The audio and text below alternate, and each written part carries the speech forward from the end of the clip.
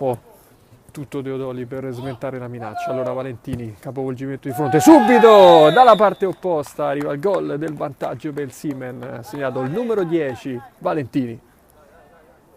Il Siemen si allontana a Moriello, andrà Valentini col sinistro, il tiro parte adesso ed è un cecchino. Valentini, arriva la doppietta per lui ed è 2-0 Siemen. Il controllo per Fiorini che però non riesce a liberare, va ancora da Valentini, questa volta sfortunato, aveva cercato la tripletta personale.